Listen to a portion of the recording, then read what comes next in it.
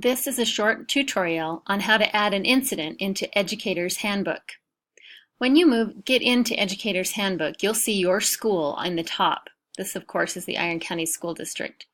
You'll also start to see graphs and information as you continue to add information about behaviors into Educator Handbook. Right now, early in the year, the screen is blank. You'll see these three tabs: office referrals, minor incidents, and pending incidents as well. In order to enter a new incident, you will go over to the left-hand screen and click on the notebook with the pencil. This is a pretty simple process. I'll just quickly walk you through it. When you click on it, you'll see that you again choose office referral or minor incident. Your school will decide what you will need to put each one of these in. Today, the date will appear for you. It's auto-populated. The time is also auto-populated. If you need to change that because it happened earlier, go ahead and do that as well, but the exact time you're entering is auto-populated. Your name is populated, and your school will also be auto-populated here. Mine is not. So if not, just choose your school, but it'll be populated for you. The next thing you'll need to do is choose a location. This is where the incident happened, in the hallway, the bathroom, different things. In this case, we're going to say that this happened on the bus. We then need to choose a subject. What were they doing when this happened? And in this case, if it's on the bus, it's probably non-instructional.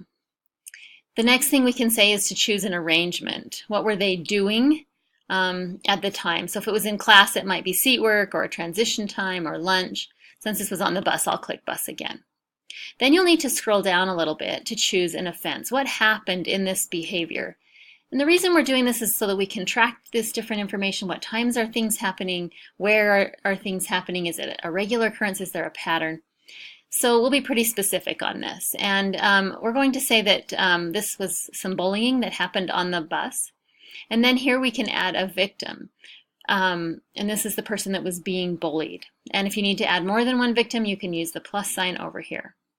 We also can provide a description. Be very careful with your descriptions. These may be used with parents or in some situations even in the courtroom. Don't use all caps. Try to avoid your feelings or opinions. Keep it specific and keep the facts there and short and pretty simple.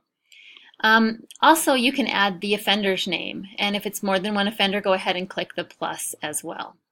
I'm going to go back and discard this draft and add another one just to show you something a little bit different.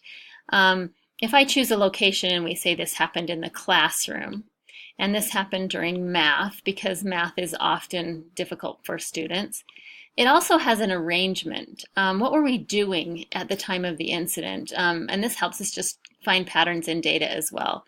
Was this seat work? Was it a test? Were we transitioning? Was it group work? So that kind of helps us track, just might, maybe narrow down some of these things. So let's say this happened in seat work. We can also at this point choose an offense that happened in the classroom. So maybe this was cheating. Maybe it's just disrupting the class. There was some fighting, some inappropriate behavior, some profanity. So I'll go ahead and click profanity. Here's my description again, and here's the offender.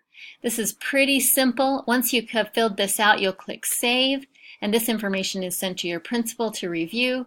The principal can always also choose to add more information so that you have access to what the principal did, or maybe what a counselor did, or a support staff for behavior.